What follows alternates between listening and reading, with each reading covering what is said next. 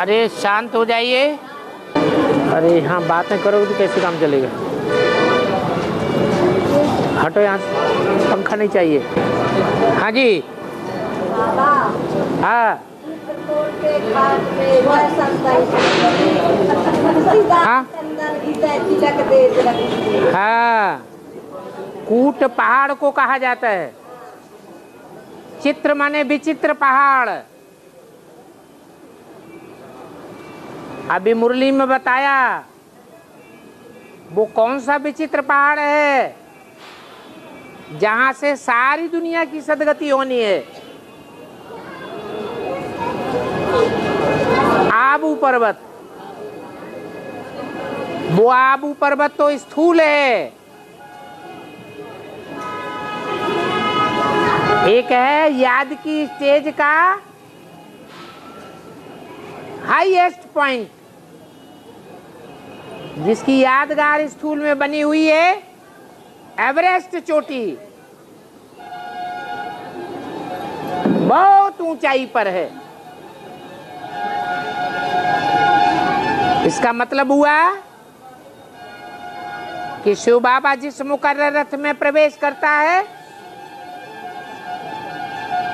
वो बहुत ऊंचाई का जब पुरुषार्थ करता है तो ढेर की ढेर आत्माएं उसके इर्द गिर्द चारों ओर इकट्ठी हो जाती हैं। जैसे कि विचित्र पहाड़ हो जाता है। भक्ति मार्ग में दिखाते हैं शंकर जी को कैलाश पहाड़ पर बैठा हुआ। अब कोई कैलाश पहाड़ पर आता है क्या? क्या मतलब है? याद की स्टेज की ऊंचाई दिखाई गई है। उस ऊंचाई पर रहने से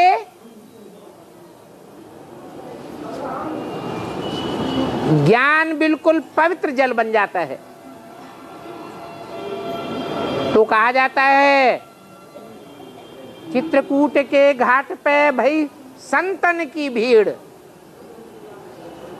संत उन्हें कहा जाता है जो सत्य को पसंद करते हैं। सत्य एक ही बाप है, वो सत्य बहुत ऊंचाई वाला है। वो संतों की भीड़ वहां इकट्ठी होती है। दुष्ट लोग तो दुनियावी धंधों में लगे रहते हैं। जो संत है वो सत्य बाप का संग करते हैं।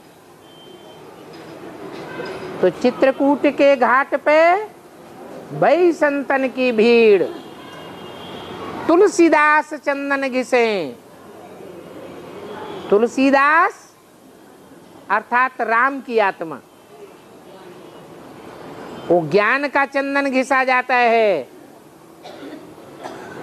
जो जितना इस चंदन को घिसता है उतना विश्व की बादशाही का तिलक रघुवीर अर्थात भगवान के द्वारा मिलता है। थोड़ा मनन चिंतन मंथन करेगा तो थोड़ी बादशाही का हकदार बनेगा। बहुत मनन चिंतन मंथन करेगा, बहुत चिंतन वो मंथन चंदन घिसेगा तो बहुत विश्व की बादशाही मिलेगी। और है हाँ,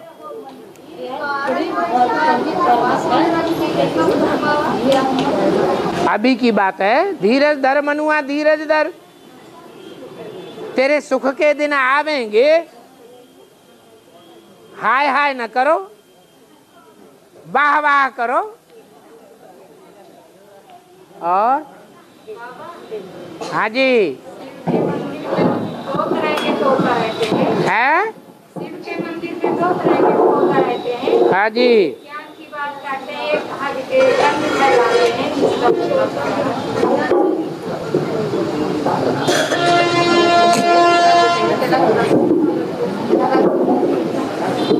भी भक्ति मार्ग में बातें दिखाई गई हैं वो वर्तमान संगम युग की यादगार हैं। संगम युग में जब बेसिक नॉलेज चलती है तो बेसिक नॉलेज में शिव भगवान ने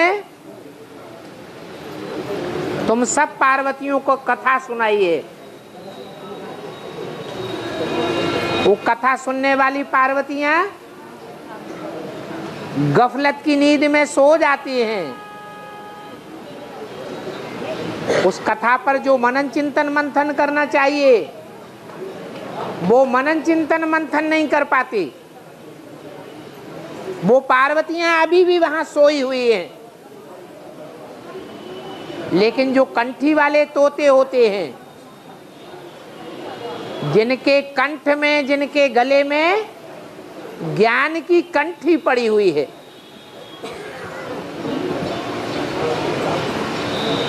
वो तोते रुद्रमाला के मणके हैं। वो रुद्रमाला के मणके सदैव वो मंदिर में नहीं बैठते। थोड़े टाइम के लिए जाकर मंदिर में बैठते हैं और सारी कथा समझ जाते हैं। जो अमर कथा समझ लेते हैं वो अमर कथा सारे संसार में सुना देते हैं। ये समझा हुआ ज्ञान एडवांस ज्ञान कहा जाता है। बाकी जो कबूतर बुद्धि है वो वहां मंदिर में ही बैठे रहते हैं। पहले भी बैठे हुए थे, अभी भी बैठे हुए हैं। पहले भी कबूतर शिव के ऊपर गंध कर रहे थे और अब भी गंध कर रहे हैं। तो कंठी वाले तोते और कबूतरों की बात है। कबूतर के गले में संदेश बांधा जाता है। वो ज्ञान का आचरण, ज्ञान का वर्णन नहीं कर सकता। अगर करना भी चाहे तो उसके मुंह से वो ज्ञान निकलता ही नहीं, गुटरू गू करके रह जाएगा।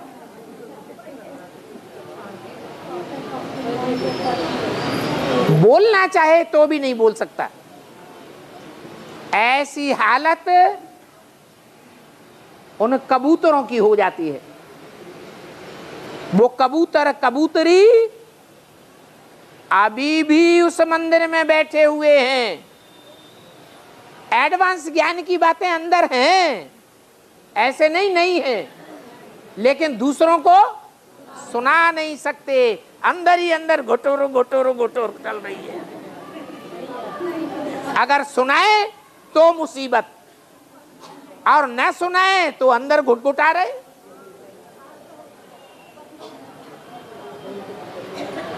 और है राम लक्ष्मण भरत शत्रुघ्न देवता मानते हैं, लेकिन ज्ञान मार्ग ज्ञान मार्ग में देवता नहीं मानते। हाँ, ज्ञान मार्ग में और भक्ति मार्ग में जो भी बातें हैं वो संगम युग की बातें हैं। संगम युग में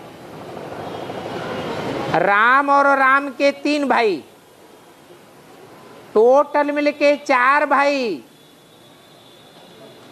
दुनिया में 4 फैले हुए मुख्य धर्मों के बीज हैं। सारी दुनिया में फैले हुए धर्मों के मूल पिता हैं।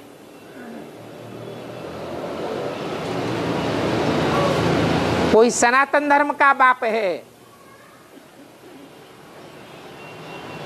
कोई इस्लाम धर्म का पिता है, कोई बौद्ध धर्म का बाप है, बीज बाप को कहा जाता है, कोई क्रिश्चियन धर्म का बीज है। तो जो सनातन धर्म का बाप है वो पूजनीय है, या दूसरे धर्म के जो बाप हैं वो पूजनीय हैं, इसलिए वो ही देवता है। इसलिए राजगद्दी का जो चित्र दिखाते हैं, उस राजगद्दी के चित्र में पूजा किसकी दिखाई जाती है?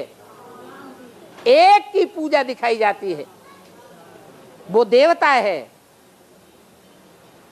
बाकी तो दास दासी का कर्म कर रहे हैं। कर्म ऐसे किए हुए हैं संगम युग में कि उनको दास दासी का मर्तबा मिलता है। कोई पंखा चलाता है, चमर डुलाता है, कोई छत्र धारण करता है, कोई पांव पखारता है। ये दास दासी का कर्म करते हुए दिखाया गया है, देवता नहीं दिखाया गया है। जो खुद ही पांव पूजन कर रहा है वो पूज्य देवता कहाँ हुआ? इसलिए ज्ञान मार्ग में और भक्ति मार्ग में ऐसे चित्र बनाए हुए हैं जो चित्र साबित करते हैं कि राम के 3 भाई 3 विधर्मियों के बीज हैं। वो कभी भी पक्के देवता नहीं बनते हैं, कच्चे देवता बनते हैं और द्वापर युग में आकर दूसरे धर्म में कन्वर्ट होने वाले बन जाते हैं।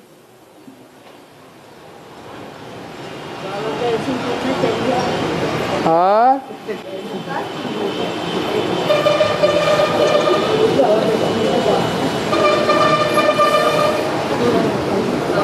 राम राज में कितने लोग बैठ गए तो राम दवाओं की तो पाई नहीं है, साथ है।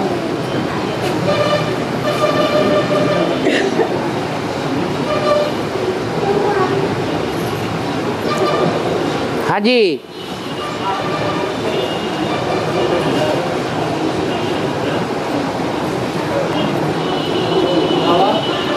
के जब एक ही रेलगाड़ी चलेगी तो रेलगाड़ी का बेहद में क्या सन 48-47 में जब हिंदुस्तान पाकिस्तान का बंटवारा हुआ था तो हद की ट्रेन चली थी या बेहद की ट्रेन चली थी? एक ही ट्रेन जो चली हिंदुस्तान पाकिस्तान का जब बंटवारा हुआ, उस ट्रेन से जो निकल गए पाकिस्तान जाने वाले पाकिस्तान निकल गए, हिंदुस्तान में आने वाले हिंदुस्तान में आ गए पहली ट्रेन से, वो बच गए। और बाकी जो दूसरी ट्रेन तीसरी ट्रेन में बैठे तो क्या हुआ? काट डाले गए। जो आदमी हुआ वो अंत में भी होगा। तो स्थूल में हुआ कि सूक्ष्म में भी हुआ है? अरे संकल्पों का संघर्ष चलेगा तो स्थूल संघर्ष भी होगा। ये संकल्प सूक्ष्म खून है। हिंदुओं के अंदर संकल्प अलग चले और मुसलमानों के अंदर संकल्प अलग चले, दोनों का खून एक दूसरे टकरा गया। ये संकल्पों की ट्रेन चली।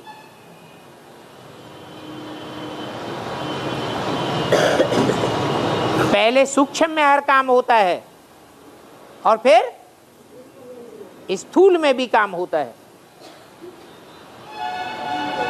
और हमारे जो मतलब ज्ञान में चल रहे हैं तो उनको टॉपिक पढ़ाई करनी चाहिए, नौकरी भी करनी चाहिए कि नहीं करनी चाहिए? पुरुषों की बात करते या कन्याओं माताओं की बात करते? हाँ, जो पुरुष हैं वो नर हैं। नर को यहाँ कौन सी पढ़ाई पढ़ाई जाती है? नारायण बनने की पढ़ाई पढ़ाई जाती है। जो नारायण जैसा राजा बनने का लक्ष्य लेकर चल रहा है वो भीख मांगना पसंद करेगा, दूसरों की दया पर रोटी खाना पसंद करेगा, या अपने पैरों खड़ा रह करके संसार के कल्याण में रोजी रोटी कमाएगा? क्या करेगा? है? अपने पैरों पर भी खड़ा रहे, किसी के अधीन न रहे। राजा किसी के अधीन नहीं होता है। जो अधीन होता है वो कभी अधिकारी नहीं बनता है।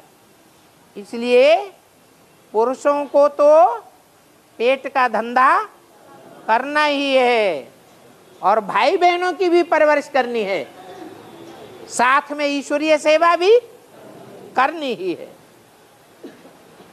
बाकी कन्याओं को, माताओं को पेट के लिए माथा मारने की दरकार नहीं है, क्योंकि बाप आया हुआ है गौपाल कन्हैया बन करके। वो गौओं की पालना करता है, बैलों की पालना नहीं करता। बाकी सेवा करना चाहे तो सेवा का फील्ड खुला हुआ है।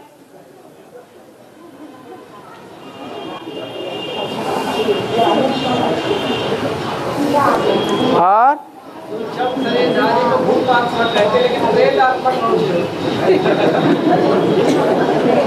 क्या कहा? भूत प्रेत जो कहा जाता है तो सूक्ष्म शरीरधारी को भूत आत्मा कहते हैं। किसको कहते हैं? सूक्ष्म शरीरधारी भूत आत्मा। हाँ, प्रेत भी सूक्ष्म, प्रेत किसे कहते हैं? प्रेत भी सूक्ष्म शरीरधारी होते हैं। प्रमाणे प्रकट रूपेण, जो भयंकर आचरण करने वाले होते हैं वो प्रेत होते हैं। भूत साधारण शब्द है, साधारण पार्ट बजाने वाले होते हैं, और प्रेत भयंकर पार्ट बजाने वाले होते हैं। और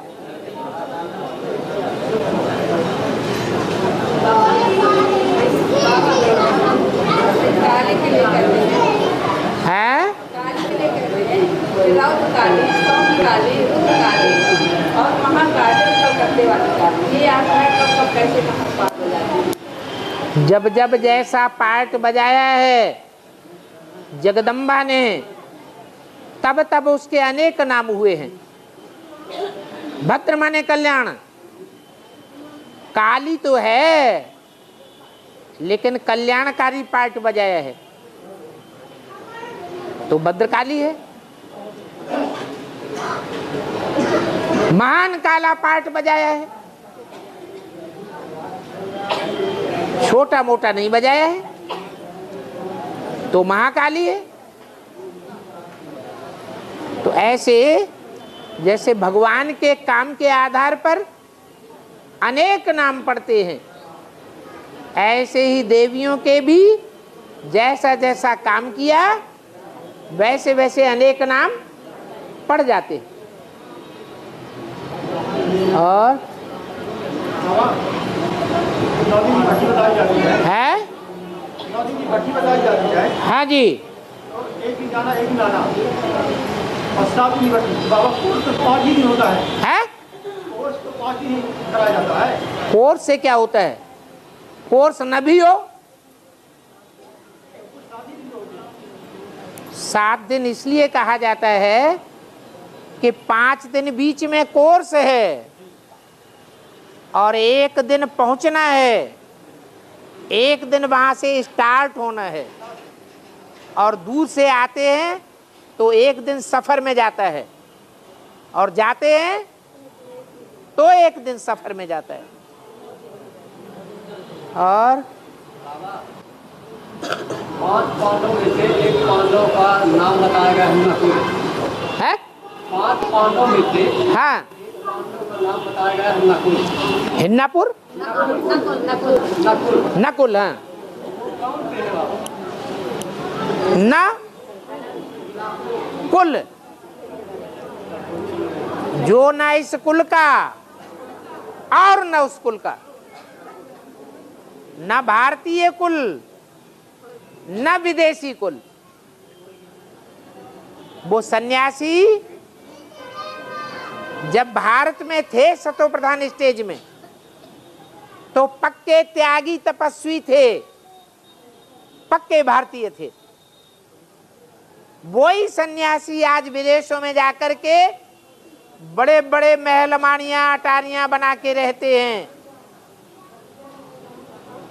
बड़े बड़े मठ पंथ बनाते हैं, बड़े बड़े उनके ऐशो आराम के साधन हैं जो गृहस्थियों के जीवन में भी नहीं मिलेंगे। तो विदेशियों को भी उन्होंने मात कर दिया, हवाई जहाजों में घूमते ही रहते हैं, पब्लिक का फायदा कुछ भी नहीं।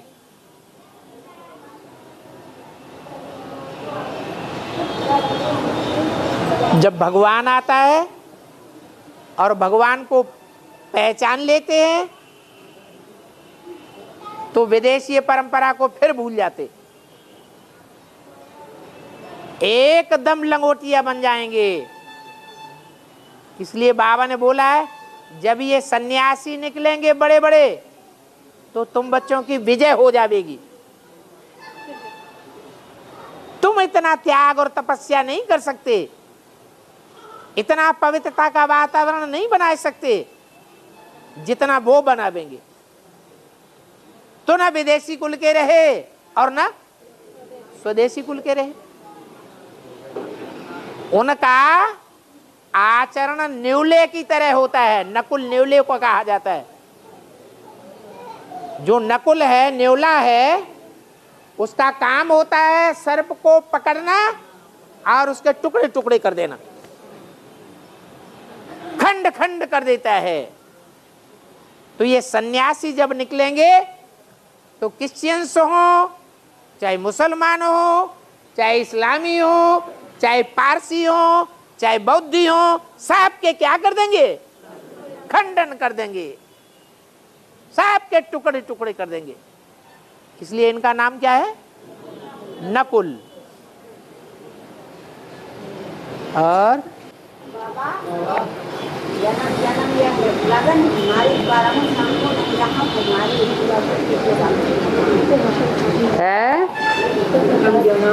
जन्म जन्म यह लगन अल्लाह जलम जलम ने के नरहल कुमारी है, वही बातें 20 बार पूछोगी।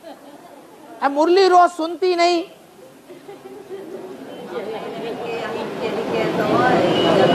अरे पार्वती ने जो ये बात बोली भक्ति मार्ग के द्वारा ये बात बताई गई, वो किस समय की यादगार है? इस समय संगम युग की कि पार्वती के रूप में जो अव्वल नंबर पार्ट बजाने वाली पार्वती है उसका ये विरुद्ध है। क्या? कि मैं जन्म जन्म कुंवारी रहना पसंद करूंगी, या तो मुझे एक के साथ वर्ण मिले, नहीं तो मैं कुंवारी रहूंगी। तो 21 जन्म के लिए तो सभी को मिलेगा, तो उसका भी पक्का है कि 21 जन्म के लिए तो एक के ही साथ सगाई भी है, रहना भी है। बाबा ने गारंटी दी हुई है। बाकी जो 63 जन्म हैं, उन 63 जन्मों में भी अगर एक का साथ नहीं मिलेगा तो जैसे अभी वर्तमान में ब्रह्मा कुमारी बनकर के सन्यासी की शूटिंग कर रही है, ऐसे सन्यासी बनकर के रहेगी पुरुष जन्म लेकर के, लेकिन किसी और आत्मा के साथ उसका संयोग नहीं होगा। ऐसी पवित्र रहने वाली आत्मा जन्म जन्मांतर सुखी रहेगी या दुखी भी रहेगी? जन्म जन्मांतर सुखी रहेगी।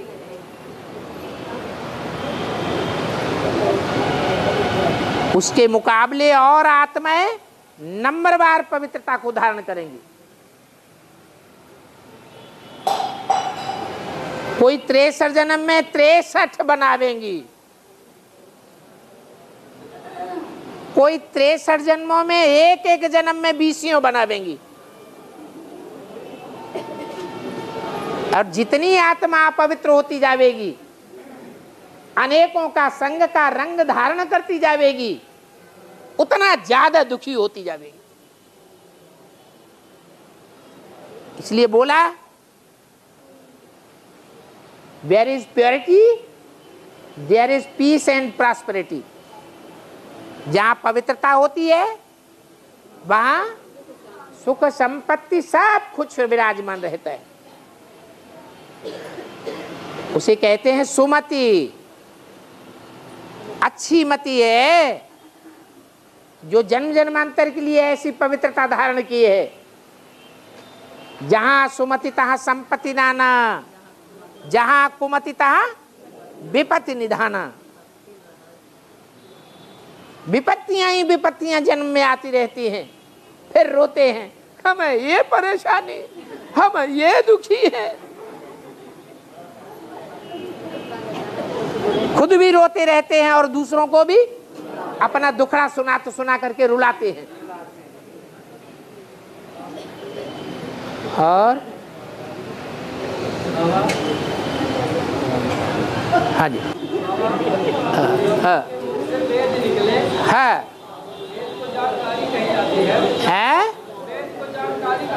हाँ जी, चार प्रकार की जानकारियां निकली है। ब्राह्मण, आरण्यक, फिर उपनिषद, फिर पुराण, इसके बाद शास्त्र बनते हैं। इन चारों का अर्थ क्या है? ब्रह्मा के मुख से आरण्यक नहीं निकले, ब्रह्मा के मुख से शतपथ आदि नाम के ब्राह्मण नहीं निकले। ब्रह्मा के मुख से सिर्फ 4 वेद निकले। वो 4 वेद हैं ऋग्वेद, यजुर्वेद, अथर्ववेद और सामवेद। ये शास्त्रों की बातें हैं। जैसे गीता माता, ये चैतन्य गीता माता की बात है या जड़ किताब की बात है? चैतन्य गीता माता की बात है। ऐसे ही 4 वेद माने 4 आत्माएं हैं जो 4 धर्मों की बीज हैं। सनत, सनातन, सनंदन, सनत कुमार। ये 4 धर्मों के बीज ही 4 वेद हैं और कोई अलग से नहीं है। 4 प्रकार का ज्ञान भरा हुआ है।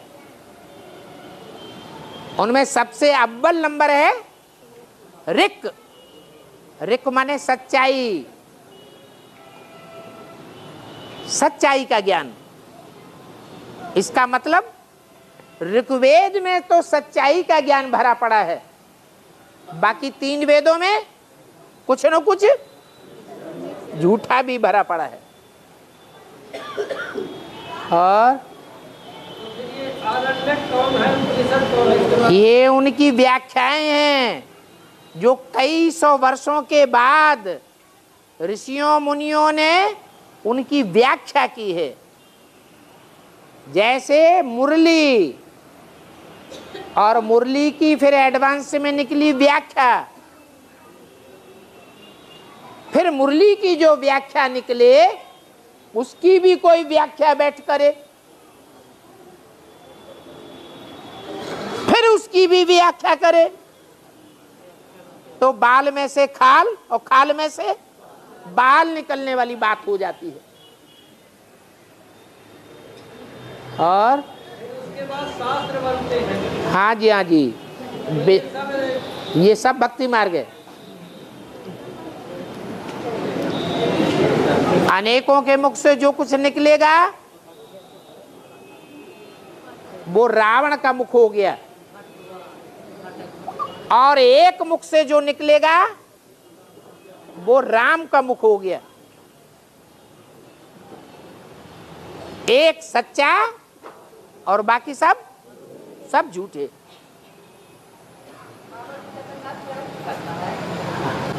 जगन्नाथ की तरफ निकलता है, जब गाड़ी देती तब वो आगे बढ़ता है, ये काम करता है। क्या कह रही है? जगन्नाथ का जब रथ निकलता है तो कहते हैं कि जब गाली देते हैं तब आगे बढ़ता है, तो इसका अर्थ क्या है?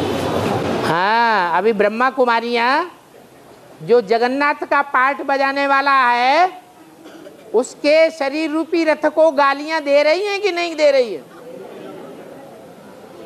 तो आगे बढ़ रहा है पीछे हट रहा है? आगे बढ़ रहा है।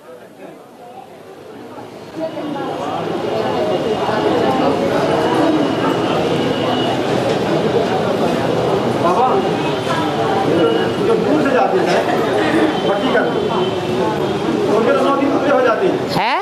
जो दूर से भट्टी करने जाते हैं, हाँ उनके तो 9 दिन पूरे हो जाते हैं। हाँ। लेकिन कोई भाई बहन नजदीकी का होता है, कंप्यूटर बंधा वाला, हाँ, उसके तो 9 दिन नहीं पूरे होते। क्यों? उसके तो काफी दिन पूरे होते हैं। नहीं, एक दिन जाना है, एक दिन आना, और 5 दिन वहाँ रखते हैं। कोई जरूरी नहीं। नजदीक है, नजदीक को जो गंगा के किनारे रहने वाले होते हैं उनको गंगा का उतना महत्व होता है,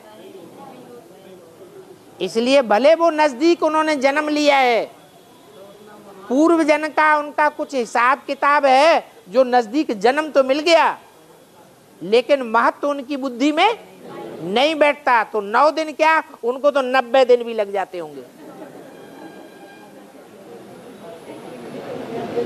और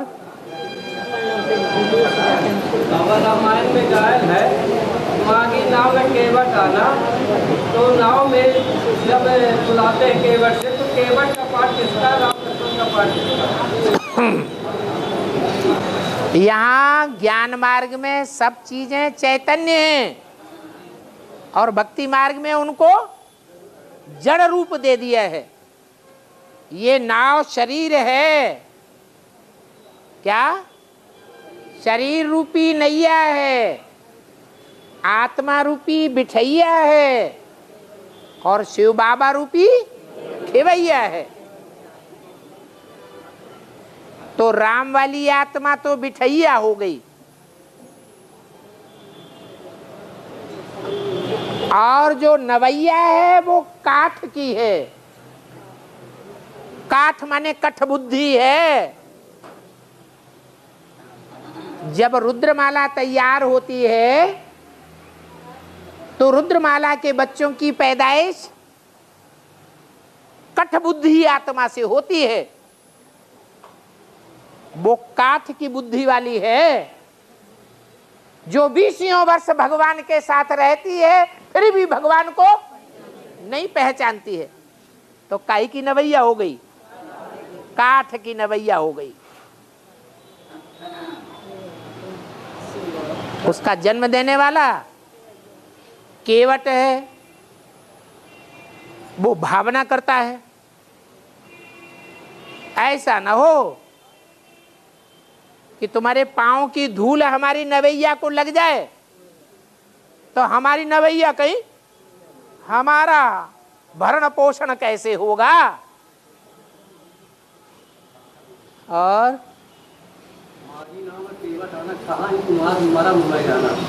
है तुम्हें सब रामायण रामायण याद आती रहती है। बाबा ने कहा रामायण है नहीं, रामायण है भक्ति मार्ग में ऐसे जैसे लोग आज उपन्यास पढ़ते हैं। आत्मा के पतन का सबसे बड़ा कारण आज की दुनिया में है उपन्यास और फिल्म। ये रामायण किसकी लिखी हुई है?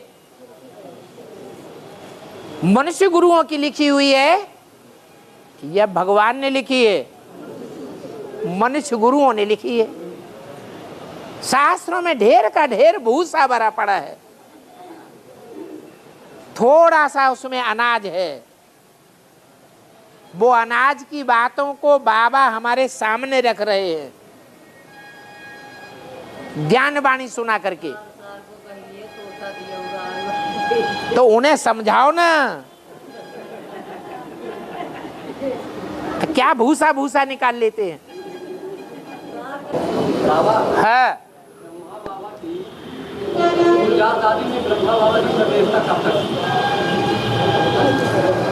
ब्रह्मा बाबा ज्ञान चंद्रमा है, शिव बाबा ज्ञान सूर्य है।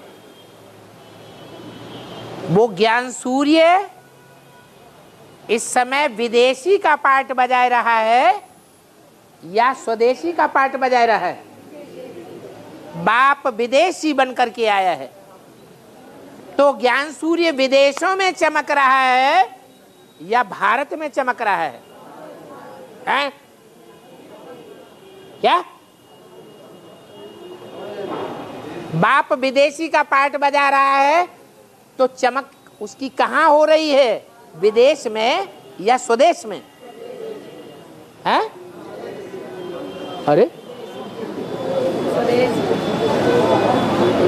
अरे भगवान बाप को पहले विदेशी पहचानते हैं या स्वदेशी पहचानते हैं?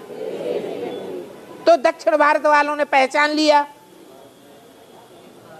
भगवान का जो वर्तमान पार्ट है वो विदेश में ज्यादा चक्कर काट रहा है या स्वदेश में चक्कर काट रहा है? विदेश में चक्कर काट रहा है। तो विदेशी है, भारत में अभी रात है, विदेश में उजेला है ज्ञान का, क्योंकि विदेश में ज्ञान सूर्य प्रकट हो रहा है।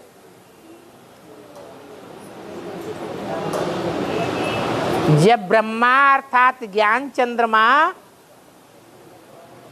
संपूर्ण बनेगा, पूर्णमासी की रात्रि होगी, तो एक तरफ ज्ञान चंद्रमा अस्त होगा, उसी समय दूसरी तरफ ज्ञान सूर्य उदय होगा। अभी ज्ञान चंद्रमा शिव बाबा के मस्तक में अधूरा पार्ट बजाय रहा है या संपूर्ण चंद्रमा का पार्ट बजा रहा है? अधूरा पार्ट बजा रहा है। अधूरा ज्ञान को समझा है, एडवांस ज्ञान भी अधूरा है। जब तक बुद्धि में नहीं बैठता है कि गीता का भगवान मैं हूं या शिव शंकर भोलेनाथ है, अभी भी वो अब अधूरा चंद्रमा क्या समझता है? गीता का भगवान मैं हूं, तो दौड़ दौड़ के सफेद कपड़ों वालियों के पास पहुंच जाता है कि मैं इनको पतित से पावन बनाने वाला हूं, मेरे संग के रंग से ये पतित से पावन बन जाएंगी। ये ज्ञान जब तक भरा हुआ है तब तक ब्रह्मा की रात है या दिन है? तो गुलजार दादी में ये अज्ञान की रात तब तक है जब संपूर्ण ज्ञान चंद्रमा बन जाएगा, तो दूसरी ओर ज्ञान सूर्य उदय होगा और वो ज्ञान चंद्रमा अस्त हो जाएगा। ज्ञान सूर्य को प्रकट किया नहीं बच्चों ने और चंद्रमा भी अस्त हो जाए,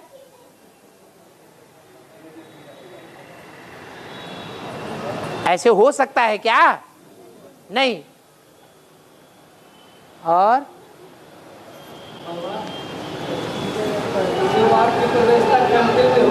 है हाँ, तो कलकत्ते में गंगा सागर का मेला लगता है। हाँ जी, कैसे? गंगा है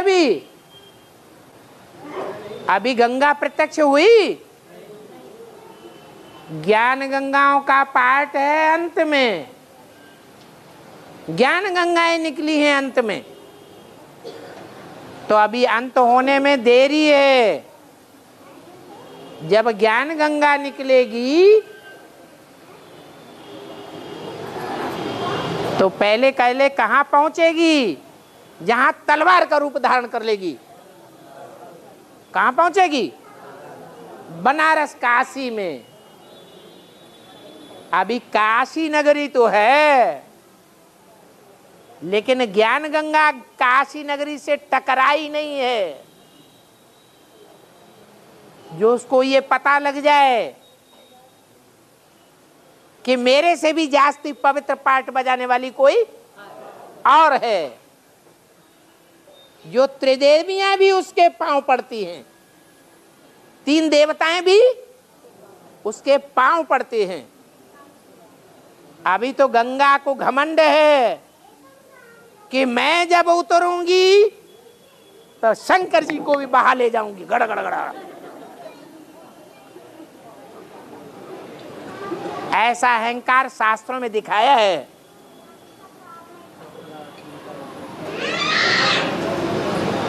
तो गंगा सागर बाद में होगा कि अभी धरा है? बाद में होगा। और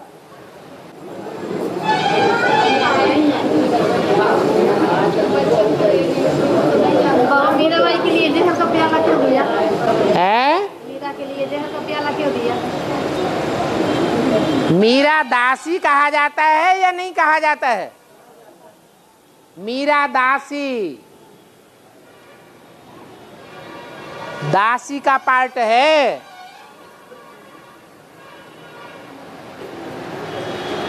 मीरा शाहजादी को कहा जाता है, मीर शाहजादे को कहा जाता है। रुद्रमाला में बाप के 2 ही बच्चे हैं, ऊपर के 2 मण के, एक शाहजादा है और दूसरी शाहजादी है। तो जो शाहजादी है वो अच्छी भक्तिन तो है, क्या भक्तिन में फीमेल्स के बीच में श्रेष्ठ भक्त के कौन गाया हुआ है? मीरा गाई हुई है। वो मीरा किसका पार्ट है?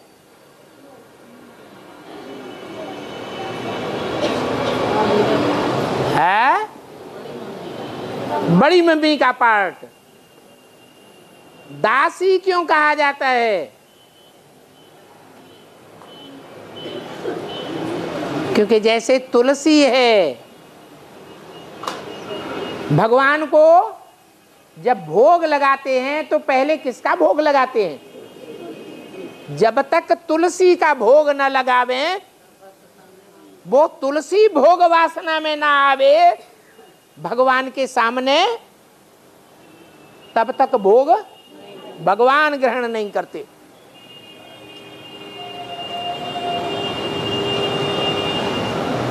तो एडवांस ज्ञान में भगवान भी प्रत्यक्ष हो जाता है। और पहले नंबर में भोग लगाने वाली कौन है? छोटी मम्मी, गंगा, यमुना, कौन है? जगदम्बा। लेकिन भोग तो पहले लगाती है, लेकिन थोड़ी सी गलती हो जाती है, थोड़ी सी बेवफाई हो जाती है। भगवान को पहचानते पहचानते माया हप कर लेती है, भगवान को भूल जाती है। जो भगवान को भूलता है वो फिर विरोधी पार्ट बजाता है। भगवान तो ज्ञानी तू आत्मा, वो तो जानता है कि ज्ञान में आने के बाद सबसे जास्ती भगवान का संग का रंग किसने लिया, सबसे ज्यादा पावर किसने भरी? भगवान ने एड़ी से लेकर के चोटी तक की ताकत किसके अंदर भर दी? जगदम्बा में भर दी। तो अब चाहे विनाश करे चाहे स्थापना करे, जो भी करेगी उस काम में कल्याण ही होगा या कल्याण होगा? कल्याण ही समाया हुआ है। भगवान बाप जानता है कि शंकर द्वारा विनाश गाया हुआ है, लेकिन शंकर विनाश करता है क्या? अगर शंकर विनाश करे तो उसके अंदर बैठने वाला जो मुकर्रर है उसके ऊपर दोष आ जाएगा, फिर शिव कल्याणकारी कहा जाएगा या विनाशकारी कहा जाएगा? विनाशकारी कहा जाएगा। तो शिव बाबा अपने ऊपर दोष नहीं लेना चाहते, अपने मुकर्रर रथ के ऊपर भी दोष नहीं लेना चाहते, शक्तियों को आगे कर देते हैं। तो उन शक्तियों में आगे आगे है महाकाली, जगदम्बा।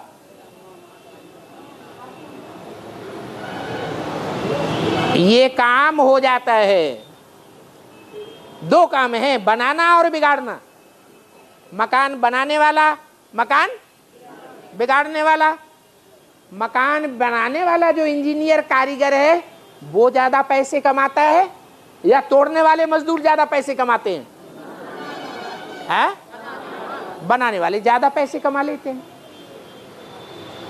तो शंकर और विष्णु ये तो हो गए बनाने वाले, और महाकाली और महाकाली की भुजाएं हो गई तोड़ने वाले। उनको भी कुछ न कुछ उजूरा मिलेगा। मजदूरों को उजूरा नहीं मिलता? मिलता है। तो ये बेहद की बातें हैं। इसलिए तुलसी को आंगन में रखा जाता है, बेडरूम में नहीं रखा जाता। बेडरूम में रानी बैठेगी या दासी बैठेगी? रानी बैठेगी। और तुलसी को कहां बैठाते हैं? आंगन में। क्यों?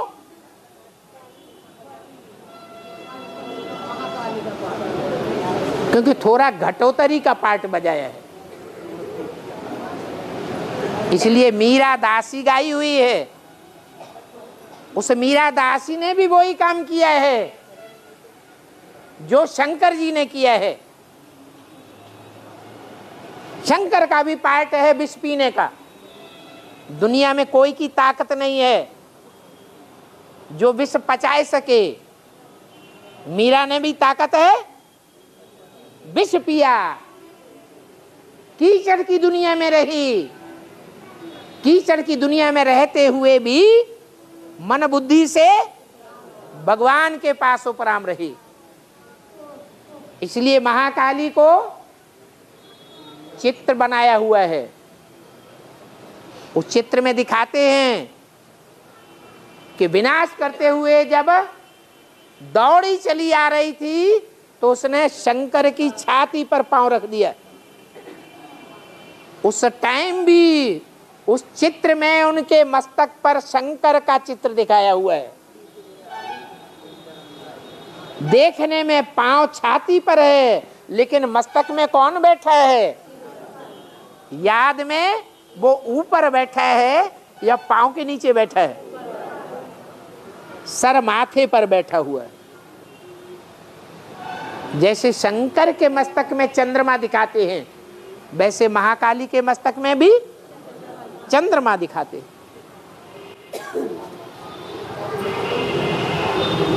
और है के दो पत्ते निकलते हैं, एक में राधा एक में कृष्ण दिखाया जाता है निकल उसके हुए।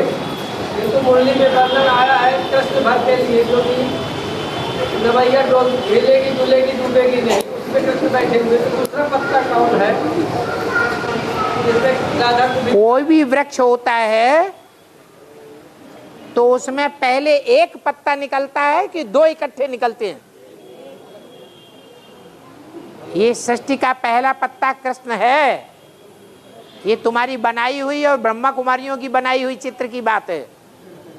दो पत्ते, वो दो नहीं है, पहला पत्ता कृष्ण ही है। और वो पहला पत्ता जो दिखाया गया है वो पहले भगवान होगा या भगवान की अम्मा होगी, जन्म देने वाली, पालने वाली, गोद में रखने वाली? पहले भगवान या भगवान की अम्मा है? अरे बोलो ना, कौन होगी? अम्मा। तो पत्ता है अम्मा, जगदम्बा। थोड़ी सी हवा का झोंका आएगा और वो पत्ता हिलेगा। कोई तो ऐसे महावीर होते हैं, कितनी भी बड़ी परीक्षा, कितनी भी बड़ी माया आ जाए, हिलते नहीं, अंगद की तरह अडोल होकर रहते हैं। और वो है पीपल का पत्ता। क्या? पीपल का पत्ता, जिसकी मिसाल दी जाती है कि थोड़ा सा हवा का झोंका होगा और वो हिलेगा। संसार रूपी सागर में, ये विषय सागर में वो पत्ता बहुत हिलता डुलता है। ऐसे पत्ते की हल्की नवैया है, जीवन रूपी हल्की फुल्की नवैया। ऐसा पुरुषार्थी जिसके मस्तक में बिठैया है कृष्ण, अर्धचंद्रमा। महाकाली के मस्तक में कौन बैठा है? अर्धचंद्रमा। वो कृष्ण की आत्मा है। इतनी श्रेष्ठ आत्मा इतनी हल्की नवैया के ऊपर पड़ी हुई है और सागर हिलोरें ले रहा है, विषय सागर। देखने वाले सोचते हैं अरे डूबी की डूबी की डूबी, अब खत्म हो जाएगी। लेकिन बाबा क्या कहते हैं?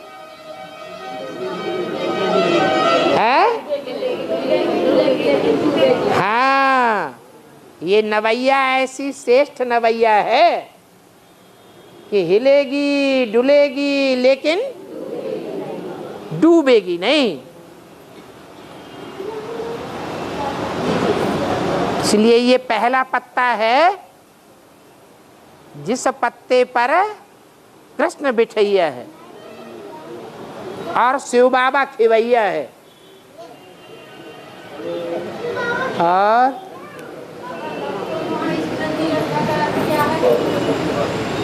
जोर से बोलो, हमें सुनाई कम पड़ता है।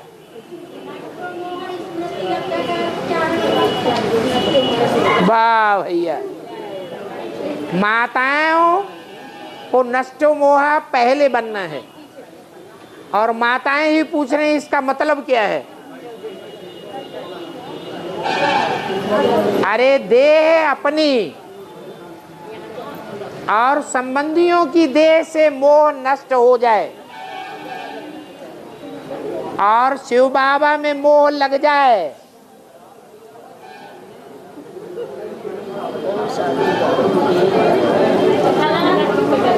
क्या कहा? क्या मतलब हुआ? अपनी देह में मोह नष्ट और इस देह के जो संबंधी हैं उनमें भी देह का लगाव नष्ट हो जाए। और कहाँ लग जाए? कहाँ की स्मृति आ जाए? एक शिव बाबा, दूसरा न कोई। इसमें न समझने की क्या बात है? सीधी सी बात है। रोज मुरली में बोलते हैं बाबा, क्या बोलते हैं? अपन को आत्मा समझो, देह न समझो, देह सहित देह के संबंधियों और पदार्थों से मोह नष्ट कर दो। और किस में लगा दो? एक बाप में लगा दो। और हाँ जी, शंकर को तीसरा नेत्र क्यों दिखाया गया है? तीसरा नेत्र जो है वो चित्रों में खड़ा हुआ है या पड़ा हुआ है, और बाकी दो नेत्र पड़े हुए हैं। इसका मतलब है कि तीन आत्माएं दिखाई गई हैं। ये आत्मा रूपी तीन नेत्र हैं। एक है दाईं ओर की आत्मा रूपी नेत्र, कृष्ण वाली आत्मा जो अच्छा ही अच्छा देखती है, और एक है बाईं ओर की आत्मा, क्या, जिसको धर्मराज के रूप में पार्ट बजाना है प्रैक्टिकली, क्या क्या बुराई है देखती है। ये भी पड़ी हुई है और ये भी पड़ी हुई है। और ये तीसरा नेत्र जो शिव नेत्र कहा जाता है, वो शिव की आत्मा खड़ी हुई है। ये तीन नेत्र हैं।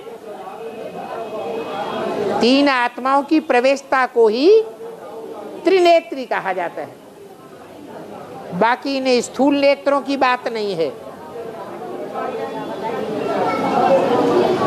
अरे इतना आवाज क्यों कर रहे हैं आप?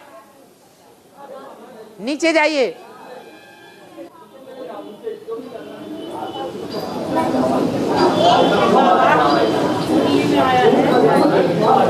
अरे थोड़ा रुको।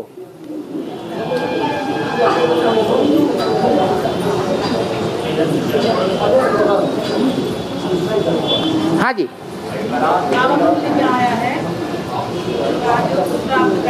है? हाँ हाँ, जो बाप राजयोग सिखा रहे हैं वो राज यही है कि एक के संग के रंग में राज भरा हुआ है। एक के अलावा अगर दूसरों का भी बुद्धि ने संग का रंग लिया तो नाराज है, कोई प्राप्ति नहीं होने वाली है। इसमें न समझने की क्या बात है?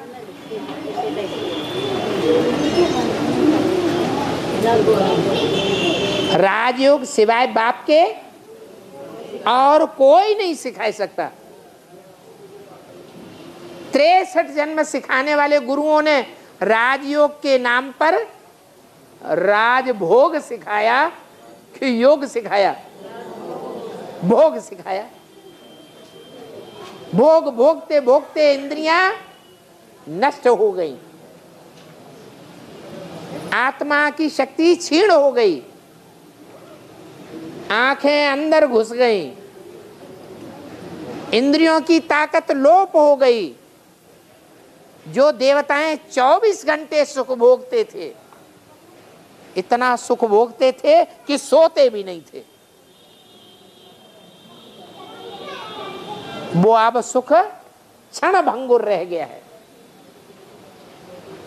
क्षण भंगुर सुख के पीछे आज आदमी सारी ताकत लगा रहा है। तन की ताकत लगा रहा है, दिन में भी कमाता है, रात में भी कमाता है। धन की सारी ताकत लगाता है क्षणिक सुखभोग के लिए। मनसा की सारी ताकत उसी में उलझी हुई है, क्षणिक सुखभोग के लिए। विकारों में कौन सा विकार प्रधान है? काम विकार प्रधान है।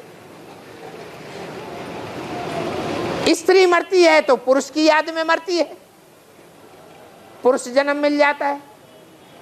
पुरुष मरता है तो किसकी याद में मरता है? स्त्री चोले की याद में मरता है तो स्त्री चोले का जन्म मिल जाता है। इस काम विकार ने सारा चौपट करके रख दिया। ये इंद्रियों का भोग किसने सिखाया? भगवान ने। हैं? अरे भगवान तो अभोक्ता है, वो इंद्रियों का भोग भोगने वाला नहीं है। इसलिए शंकर को अमोघ वीर्य कहा जाता है। हाँ, ये बात जरूर है, अमोघ वीर्य एकदम चुटकी में नहीं बन जाता है। अभ्यासेन तो कौन्तेय वैराग्येण च गृह्यते। क्या करना पड़ता है? स्मृति का बार बार अभ्यास करना पड़ता है। कर्म इंद्रियों से कर्म करते करते बार बार अभ्यास पक्का करना पड़े एक की स्मृति का, और वैराग लाना पड़े ज्ञान के आधार पर। अरे ये दुनिया सब नष्ट होने वाली है। ये जो चेहरे दिखाई पड़ रहे हैं, ये आज दिखाई पड़ रहे हैं, कल नहीं रहेंगे। ये आज जो दिखा रहे हैं हम बड़ा प्यार करते हैं, कल ये हमारे दुश्मन भी बन सकते हैं। बन सकते हैं कि नहीं?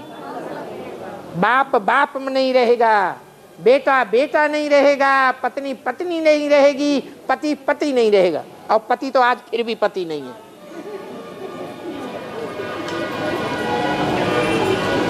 और हाँ हाँ जी, 3 सीट जो पक्की हो चुकी है वो बहुत पहले की बात है, 12 साल पहले की बात है। ब्रह्मा की सीट पक्की, विष्णु की सीट पक्की, और शंकर की सीट तो कहां संशय आ रहा है? है? है? है? है? हाँ जी, हाँ जी। है? क्या कह रहे? सीट खाली नहीं है। अरे ये कुर्सी दौड़ है, कुर्सियां खाली पड़ी हैं। 3 कुर्सियों की बात नहीं है, ढेर की ढेर कुर्सियां पड़ी हुई हैं। हम सब पुरुषार्थ में दौड़ रहे हैं। पहले 3 कुर्सियां रखी गई, सारे दौड़ने वाले दौड़ रहे हैं। 3 पहले बैठ गए। अब तुम अगर कहना चाहते हो ये 3 नहीं हो सकते, हाँ हाँ, वो तो 76 में ही हो गया, वो तो 76 में ही बोल दिया, 66 में ही बोल दिया। इन लक्ष्मी नारायण का जन्म कब हुआ? आज से 10 वर्ष कम 5000 वर्ष हुआ। तो कौन सा सन में हुआ? 76 में प्रत्यक्ष हो गया। यहां तो 3 सीटों की बात हो रही है, 2 की नहीं है। तो भाग जाओ।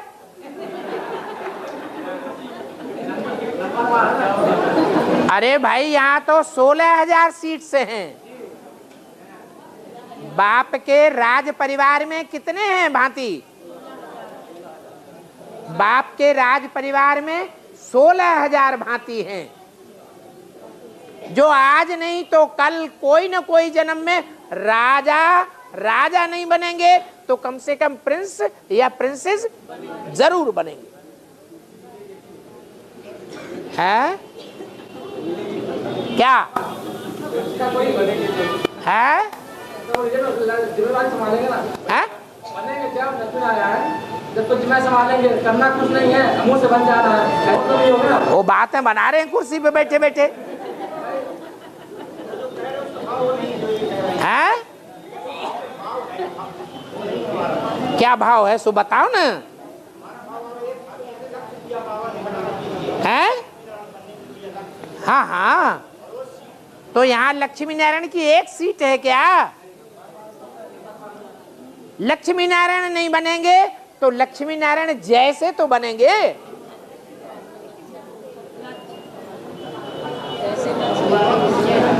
हाँ, और वो मनमत है क्या?